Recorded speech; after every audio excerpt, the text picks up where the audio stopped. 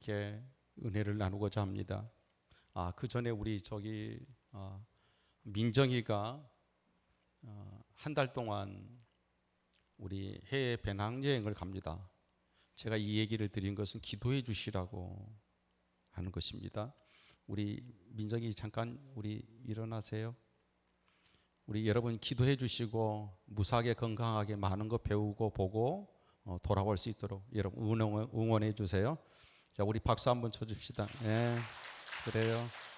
네, 얼마나 예쁜지 몰라요. 네. 그 어느 때보다 시끄러웠던 한 해가 저물어가고 있습니다. 정치계엔 지방선거와 대선이 함께 있던 2022년이었습니다. 두 선거를 치르며 분열과 갈등의 골이 더 깊어져만 갔습니다. 지역과 세대와 또 좌우 이념 간의 갈등을 뼈저리게 우리가 몸소 느껴야 했습니다. 2022년 한국교회는 그 어느 때보다도 심한 공격을 받아 상처를 남긴 한 해였습니다. 희망과 빛의 민족의 길이 되어야 될 연합기관의 지도자들은 많은 사람들에게 실망을 안겨주었습니다. 타종교와 이단, 엔타이저들 그리고 심지어 언론의 비판과 공격은 극에 달한 한 해였습니다. 차제의 한국교회는 주님의 심장 속에 있는 교회, 성경적인 교회, 본질로 돌아가야 한다는 외침들이 일어나고 있습니다. 내적으로는 자신감을 많이 잃어버렸고 밖으로는 신뢰감을 많이 잃어버렸습니다. 이 아픔의 땅에 오신 아기 예수께 경배하는 성탄절을 앞둔 대망절을 우리는 보내고 있습니다. 첫 번째 성탄절 날 천사들은 노래했지요. 하늘의 영광, 땅의 평화. 그 어느 때보다 정말 하늘의 영광, 땅의 평화, 치유와 필요성이 절감되는 그런 시대를 우리가 살고 있습니다. 오직 경배받으실 분은 한 분 예수 그리스도. 그 성탄절을 기대하면서 오늘 우리가 다시 한번 성탄절에 하나님께서 우리에게 가르치시고자 하는 의미가 무엇인지를 한번 배워보는 시간이 되기를 원합니다. 해마다 12월 25일이 되면 성탄절을 맞이하게 됩니다. 작년에도 12월 25일은 성탄절이었습니다. 금년에도 12월 25일은 성탄절입니다. 아마도 내년에도 틀림없이 12월 25일은 성탄절이 될 것입니다. 그리고 성탄절을 맞이하고 한 주일쯤 지나면 새해를 맞이하게 됩니다. 이것도 해마다 반복되는 사실입니다. 성탄절 예배를 통해 우리는 신앙 고백을 분명히 하고 예수님 내 곁에 계시고 예수님이 우리 가운데 오셨구나 이런 사실을 확인하고 새해를 맞이한다는 건 우리 그리스도인들에게는 커다란 축복입니다. 젊은이들에게 크리스마스 이것과 연상되는 단어를 한번 조사해 봤습니다. 그랬더니 수리, 카드, 선물 교환, 파티, 백화점 이런 단어들이 나열됐습니다. 아기 예수께 경배, 영광스러운 예배, 임재 이런 단어를 쓰는 사람들은 극히 소수였습니다.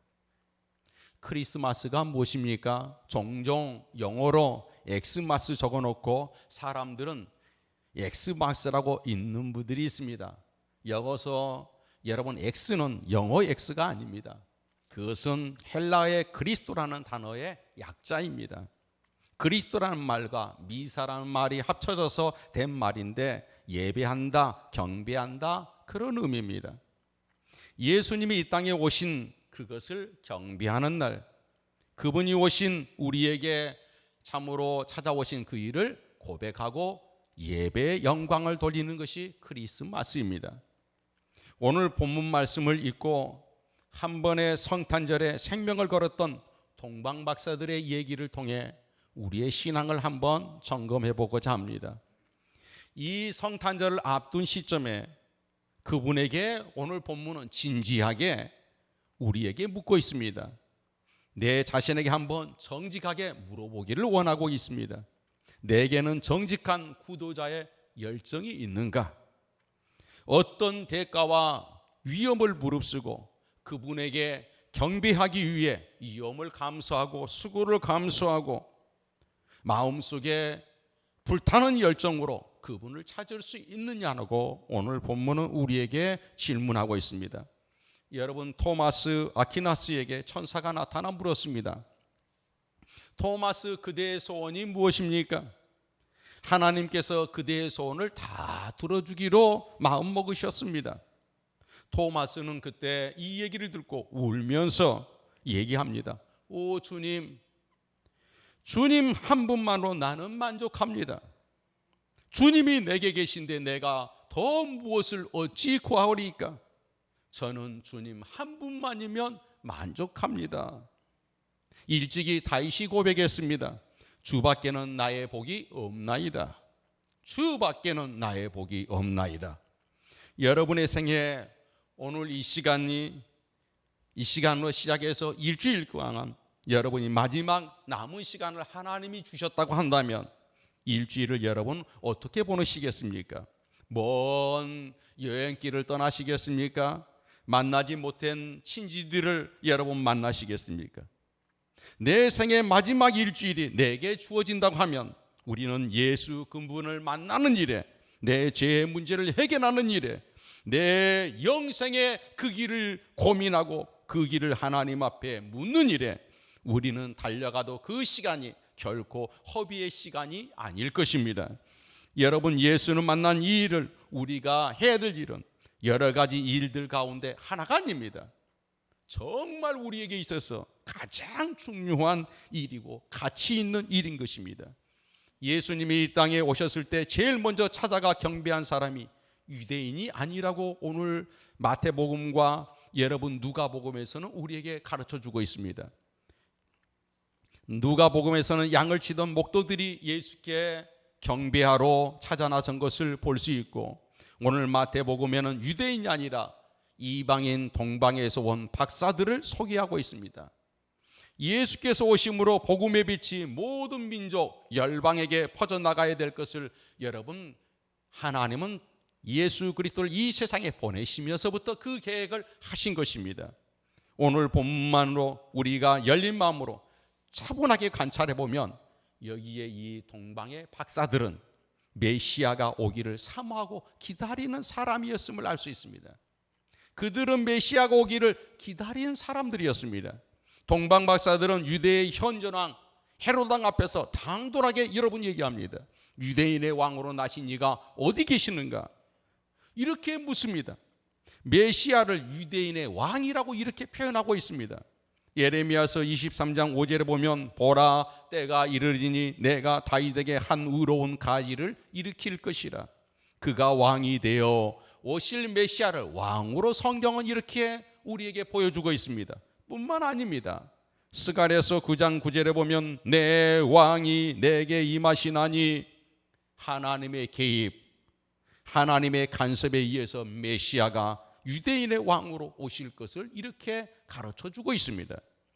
동방의 목사들은 메시아 사상에 깊은 관심을 가졌고 메시아를 연구하던 그런 사람들이었습니다. 그리고 메시아를 대망하던 인물이란 것을 우리가 알게 됩니다. 유대인의 왕 이 한마디를 보더라도 성경을 모르는 인물들이 아니었다는 겁니다. 구약 성경에 대한 해박한 지식을 그들은 가지고 있었습니다. 그리고 말씀을 연구하고 있었던 사람들로 보입니다. 그리고 연구뿐만 아니라 그 말씀을 따라서 생명을 걸고 살았던 사람들이라는 것을 우리는 확인할 수가 있습니다. 그들은 별을 보고 점을 치던 점술가가 아닙니다. 무당 정도로 여러분 이해하는 분들이 있는데 그것은 대단히 착각하는 것입니다.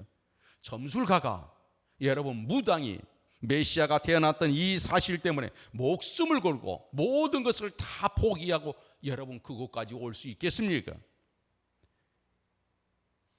있을 수 없는 일입니다. 그의 별을 보았다, 메시아를 보았다, 이렇게 얘기합니다.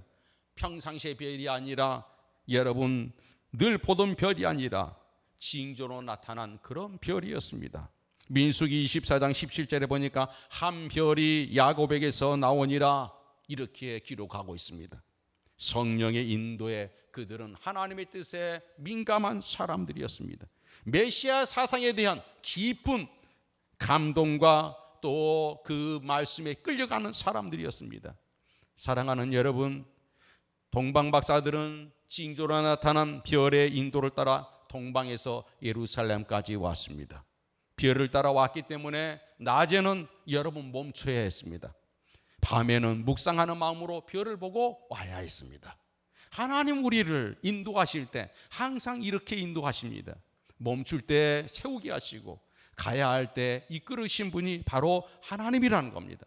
우리는 그래서 우리 마음대로, 내 계획대로, 내 생각대로 쭉 갈 수가 없습니다. 그분의 시간에 의해서, 그분의 여러분 계획에 의해서 가고 멈추기를 하나님은 우리에게 훈련시키십니다. 이러면서 우리는 하나님의 뜻을 배우고 하나님이 살아계심을 배우고 하나님 말씀에 순종하는 길을 가게 되는 것입니다. 여러분, 예루살렘까지 도착했습니다. 이들은 생각했겠죠. 왕이 되어만 하면 분명히 왕국에 있을 것이다. 여러분, 예루살렘에 도착해 보니까 헤롯 왕궁이 보입니다. 밤에 다시 별이 나타날 때까지 기다려야 했는데 이들은 기다리지 못했습니다. 흥분했습니다. 여러분, 긴장이 풀렸겠죠. 조급한 마음도 생겼겠죠. 그들은 짐작했습니다. 유대인의 왕으로 났으니까 이 헤롯 궁전이겠구나. 그곳에 찾아가서 그래서 문을 두드리고 유대인의 왕은 나신 이가 어디 있느냐고 이렇게 그곳에서 찾았습니다. 이 한 번의 실수가 여러분 그 어린아이들이 수만 명을 죽게 했습니다. 조금만 침착하고 조금만 그 별의 인도를 바랐으면 좋았을 텐데 글쎄 밤까지 그 별의 인도를 기다리질 못했습니다. 짐작해서 일어난 사건이었습니다. 신앙은 이런 것입니다. 내가 짐작하면 내가 상상하지 못하는 위험이 우리 앞길에 일어납니다. 여러분, 무엇이든지 짐작이 가장 두려운 것이고 우리가 여러분 경계해야 될 일입니다. 우리는 짐작함고 내 여러분 생각으로 하나님 앞에 나가는 사람들이 아닙니다.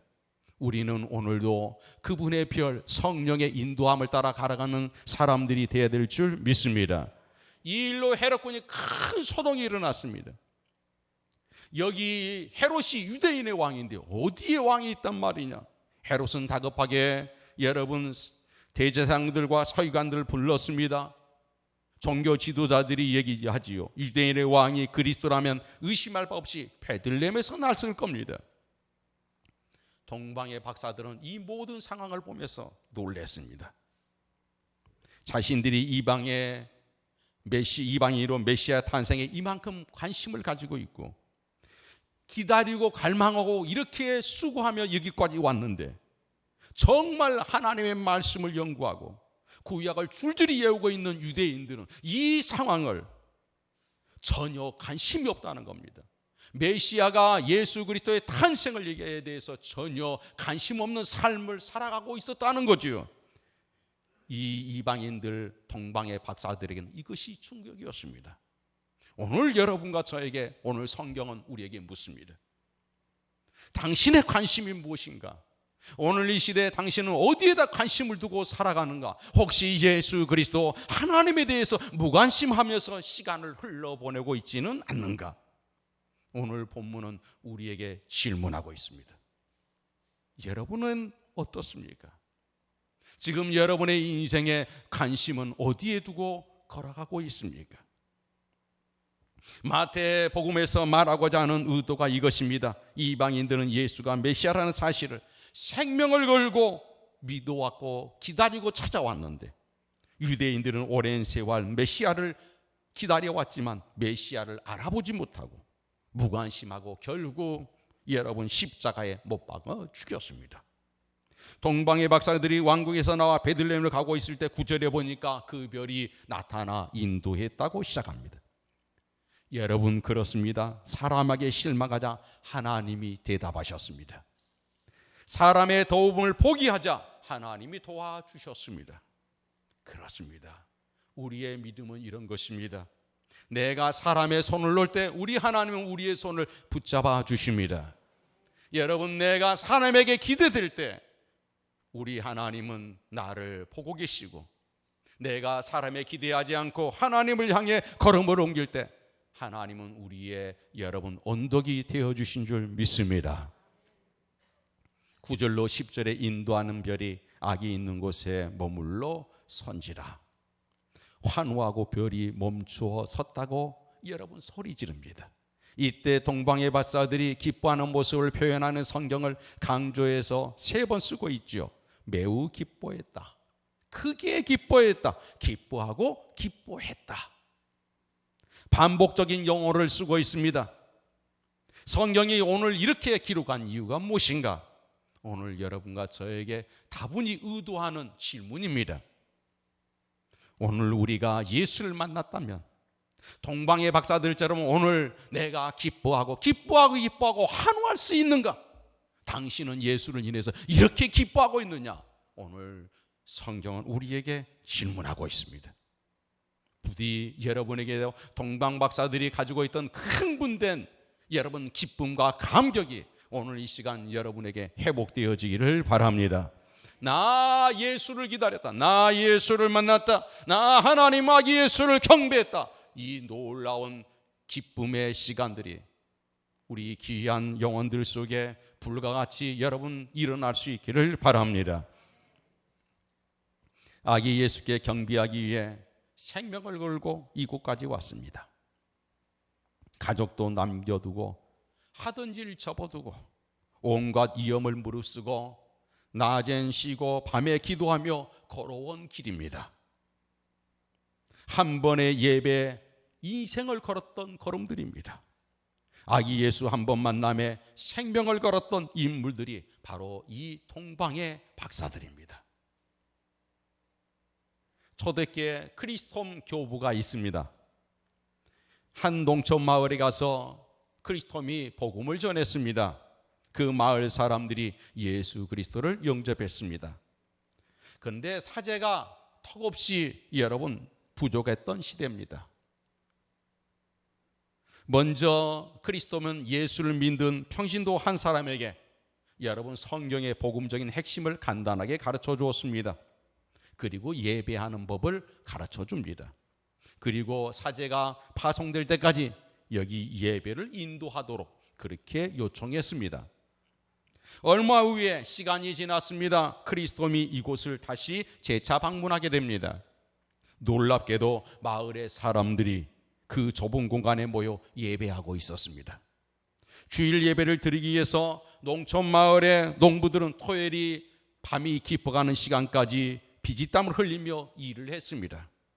한 주 동안 거둬들인 농산물 가운데 가장 좋은 것을 예배당 앞에다 여러분 산더미처럼 쌓아놓았습니다. 남루한 옷이지만 그들 집에 있는 가장 귀한 옷으로 예쁘게 여러분 단장하고 빨아입고 모였습니다. 1시간 전에 모여 기도하며 그 예배를 기다립니다. 이제 농촌 사제가 예배를 이끌었습니다. 그런데 그 예배 하나님의 강력한 임재가 임합니다. 어디서도 볼 수 없는 은혜의 물결 놀라운 예배였습니다. 크리스톰이 예배가 마친 후에 농부 사제에게 물었습니다. 어찌 이토록 은혜로운 예배를 드릴 수 있는가? 이토록 감격스러운 예배를 나는 본 적이 없습니다.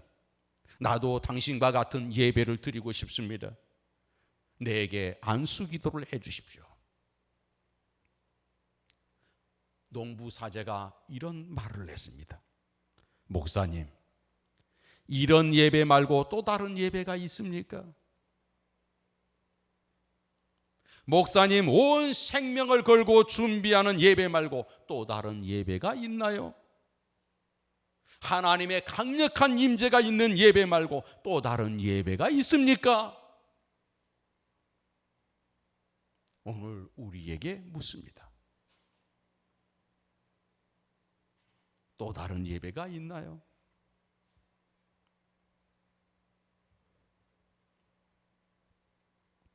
오늘 본문의 동방박사들의 경배를 기록하며 상당히 재미있는 기록을 한 절 남겼습니다.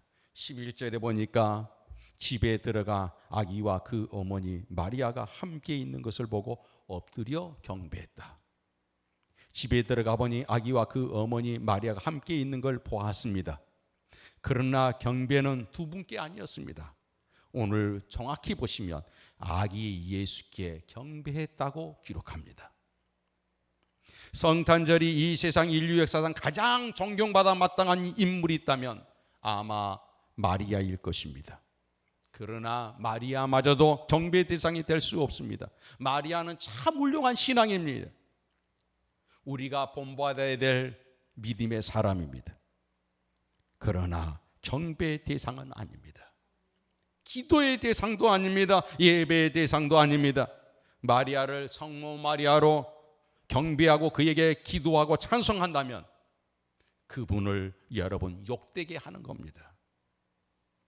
사랑하는 여러분, 그 누구도 예배의 대상이 될 수 없습니다. 오직 한 분, 바로 예수 그리스도입니다. 그분이 전부입니다. 12절 후반절에 아기께 경배하고 보배압을 열어 황금과 유압과 몰약을 예물로 드리니라. 귀하고 비싼 예물을 드렸다는 것이 아닙니다.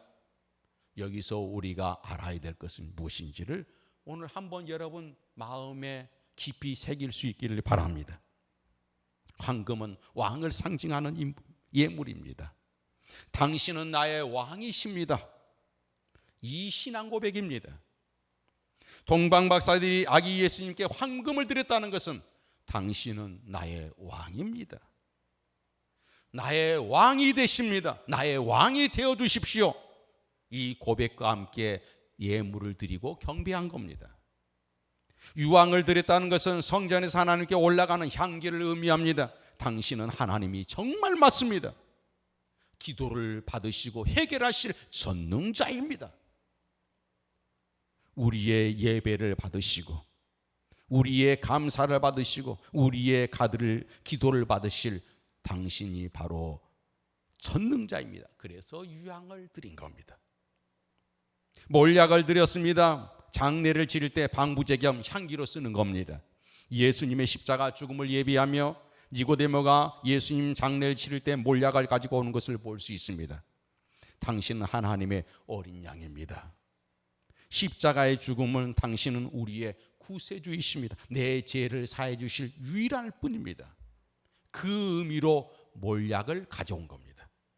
동방에 봐서는 내 문제를 해결해 주실 분은 당신입니다. 여러분 생각해 보세요. 황금 유황 몰약을 예물로 가지고 왔는데 안 가져올 수 있습니다. 바벨론이나 페르시아에서는 일반 화폐를 가지고 여러분 와서 아기 예수께 예물로 드릴 수가 있습니다. 그런데 이들은 화폐가 아니고 황금과 유황과 몰약을 가지고 왔습니다.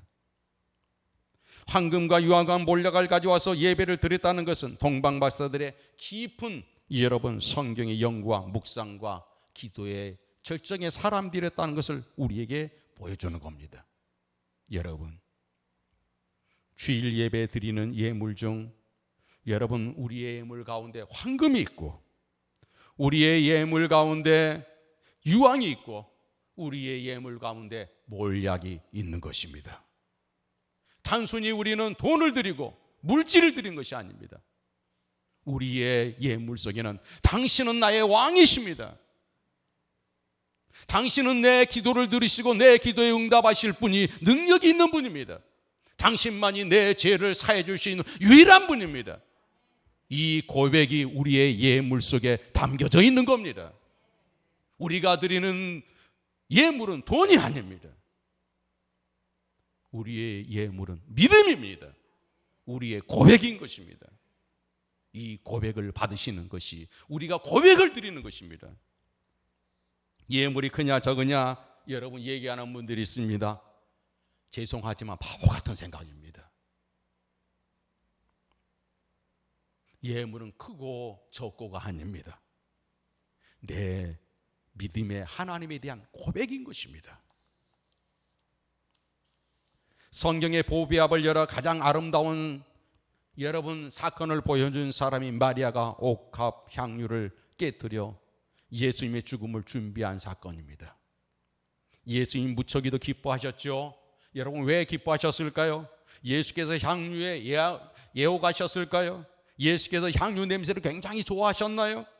아닙니다. 뭐였습니까? 그의 신앙 고백을, 그의 마음을, 그의 헌신을 받으신 겁니다. 그래서 예수님이 마리아를 기념하라고 하십니다. 그의 신앙 고백입니다. 마리아는 예수 믿고 얻은 유익이 무엇일까를 생각하지 않았습니다.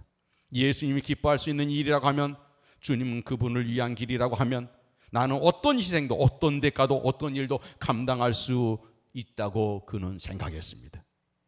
기억하십시오. 예수님은 이 땅에 그 어떤 대상, 가난한 사람들과 헐벗은 사람과 비교될 수 있는 분이 아닙니다. 우리가 이 땅에서 드릴 수 있는 헌신 가운데 최고의 헌신은 나를 위해 피 흘려 죽으시고 나를 구원하신 예수 그리스도를 위한 헌신일 줄 믿습니다. 이제 마지막으로 여러분 오늘 본문에 보면 12절에 경배 후에 다시 하나님의 음성이 들리기 시작합니다. 그들은 꿈에 해로 세우고 돌아가지 말라 지시함을 받아 다른 길로 고국에 돌아가니라. 다른 길로 돌아갔다.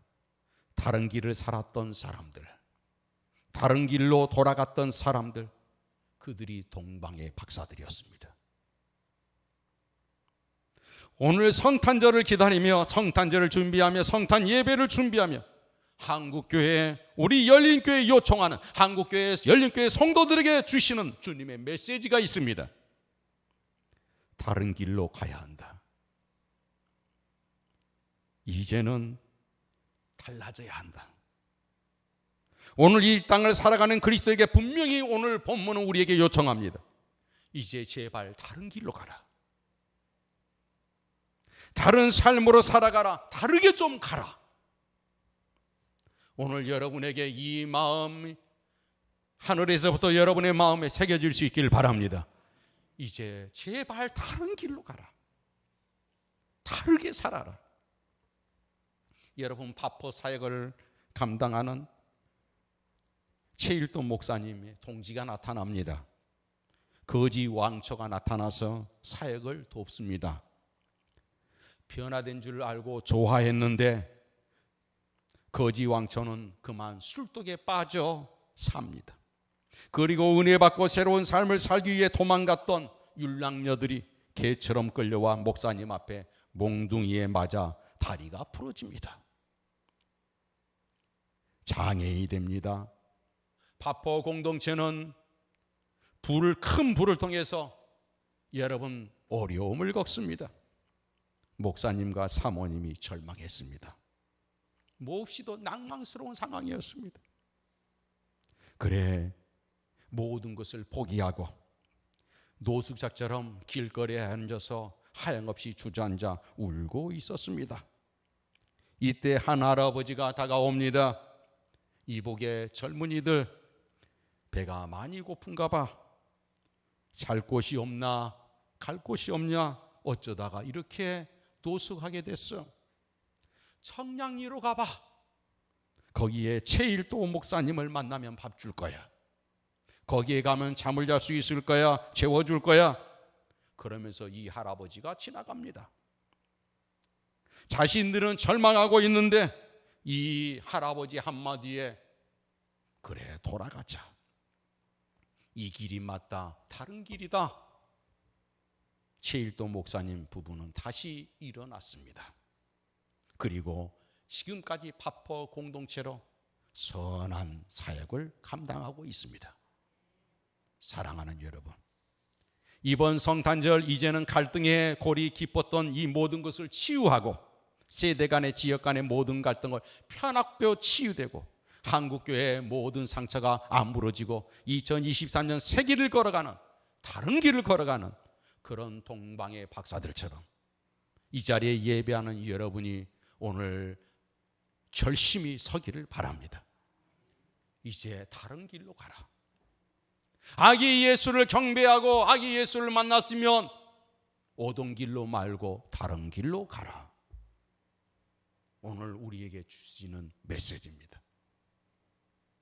우리 모두 다 예수 그리스도를 영접한 사람들 아닙니까? 그러면 한번 돌아보십시오. 내가 예수를 영접하고 과연 다른 길로 가고 있는가? 하나님의 음성에 의해서 오던 길로 말고 다른 길로 가라고 동방박사들에게 외쳤던 이 하나님의 음성이 오늘 여러분에게 그 음성이 들리기를 바랍니다. 우리 다른 길로 갑시다.